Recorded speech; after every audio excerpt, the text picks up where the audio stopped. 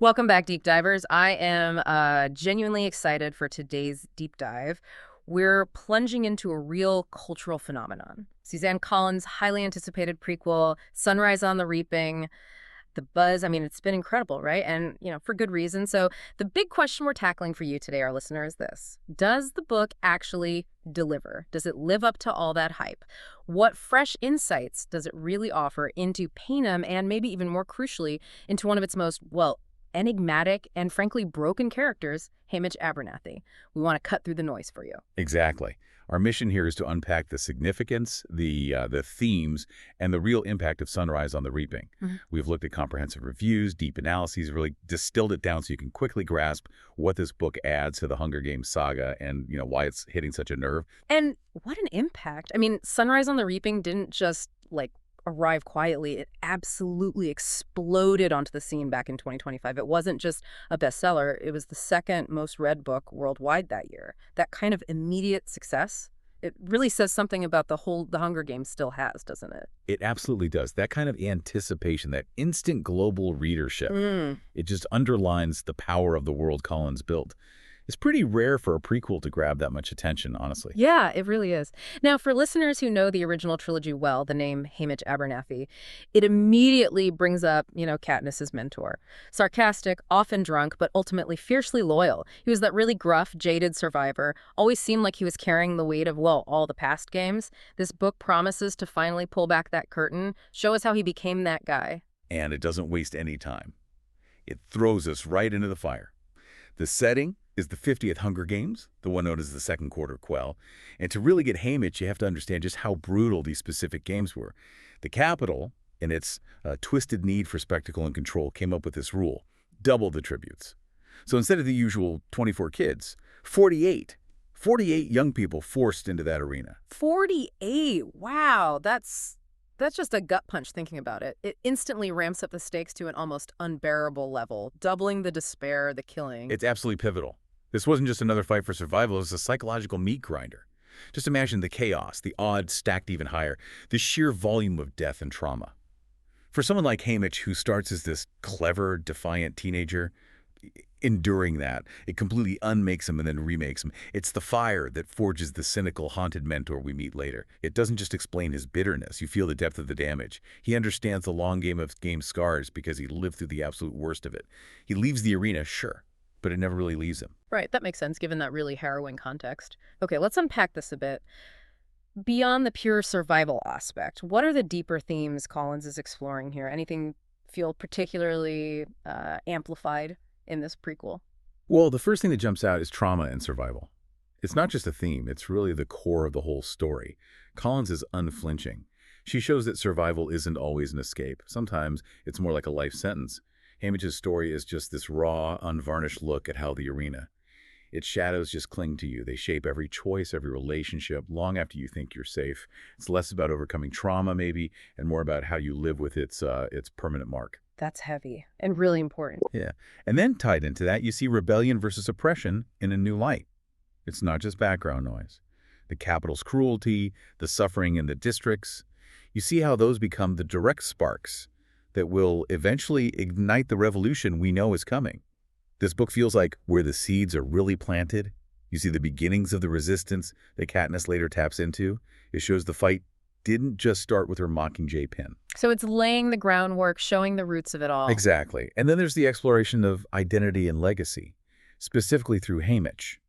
The book asks some really tough questions, like who are you after you've done the unthinkable just to stay alive? What's left? Hamish's win isn't just about victory. It's about the massive cost, the moral compromises, and how those echo forever. Can you ever really go back to who you were before? This book makes a pretty compelling case that, no, you can't. Not really. Wow, so it's much more than just filling in backstory. Oh, definitely. These themes working together elevate Sunrise on the Reaping way beyond just being a prequel. It stands on its own as a powerful story about politics, trauma, resilience. It gives you a lot to chew on. That psychological depth sounds intense. So how does Collins's writing style adapt to that?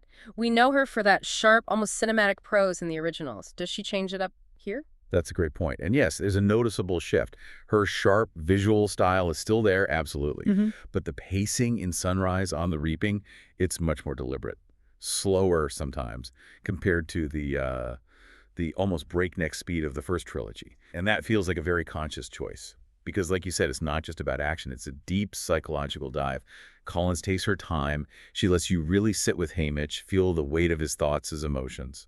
Right, so the pacing itself mirrors the internal focus. That makes sense. It's not just what happens, but how it feels, how it changes him internally. Precisely.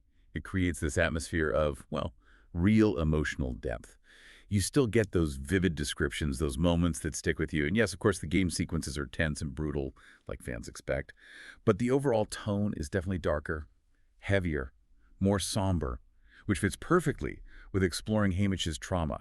That slower, more introspective style lets the themes really breathe and makes his transformation feel incredibly earned and, honestly, devastatingly real. And speaking of that transformation, Haymitch is clearly the absolute center of this.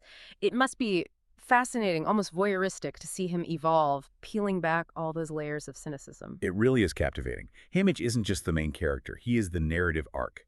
You witness this painful but utterly compelling shift. He starts as this clever, defiant kid, full of spark and cunning, and then you see him slowly, agonizingly change into the broken, cynical, emotionally walled-off man we first met mentoring Katniss. His journey is just this raw proof of how destructive the games are, how survival can cost you almost everything that makes you feel like you. Yeah. Are the supporting characters well developed too? Or is it purely Haymitch's show? Well, Haymitch is definitely the anchor. Collins does introduce a pretty memorable supporting cast. You meet new tributes, some really intriguing capital figures who embody the system's, awful extravagance and cruelty, and other district characters, too, who help paint the picture of life under the capital's thumb. Some stick with you, others act more as foils, highlighting different aspects of this world. And the capital itself, Right. it always feels like its own character in these books. Absolutely. Its cruelty, its manipulation, the whole grotesque spectacle. It's on full display here. It really sets the stage for why rebellion becomes inevitable. This book genuinely feels like finding a crucial, missing puzzle piece for Panem's history. It cements Haymitch as one of the most complex and compelling figures in the whole saga, no question. Okay, here's where it gets really interesting for me. The reception. How did people actually react? With a beloved character like Haymitch, was it just universal praise or... Oh, definitely a mixed bag, which, often happens with these big prequels. On the one hand, huge praise. Fans were thrilled to finally get Haymitch's full story. Many critics and readers said it added incredible richness and emotional weight to the original trilogy. Suddenly, his actions with Katniss, his whole demeanor, it all clicks into place in a deeper way. Some even called it the darkest and most profound book of the series. Which is saying something, right? That's high praise indeed. So, what was the criticism then? It mostly came back to the pacing, that more deliberate, introspective style we talked about. It definitely divided people. If you went in expecting that nonstop page-turning action of the first Hunger Games book, for example, you might find Sunrise on the Reaping a bit heavy, Yeah. more emotionally demanding. It asks for a different kind of reading But experience. it's not just a thrill ride. Exactly.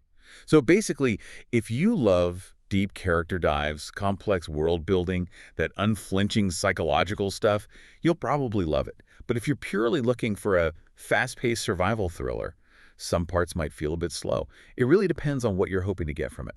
That makes total sense. And it reminds me, like every Hunger Games book, this wasn't just a novel dropping. It felt like a genuine cultural event again, didn't it? Sparking all sorts of conversations. Absolutely. The cultural ripple effect is already huge.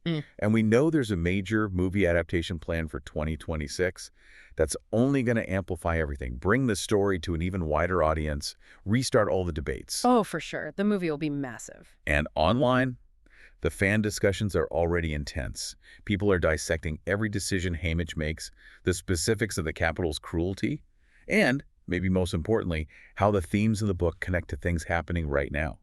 You see tons of discussion about inequality, about power structures, about what resistance looks like in our own world. It's really striking, isn't it, how this fictional world keeps managing to reflect our own anxieties and struggles so well. So what does this all mean? It really speaks to the enduring power of Collins's writing, how these stories just resonate. They absolutely do. They tap into something fundamental. All right, deep divers, let's bring it home. Back to that initial question. Should you buy Sunrise on the Reaping? Should you dive into this chapter of Panem's history? Okay, my clear verdict is kind of a multi-part answer, depending on you, the listener. First, absolutely yes. If you love the original Hunger Games, if you want that deeper dive into the lore, the mechanics of the quell, and especially into character motivations that explain so much later on. Makes sense. Second, another definite yes if you enjoy darker storytelling. If you appreciate psychological depth that goes beyond just action. If you like stories that grapple with heavy emotional themes, character studies, this book absolutely delivers that. Okay. And the maybe. Well, perhaps maybe not if your only interest is a super quick, fast-paced adventure story.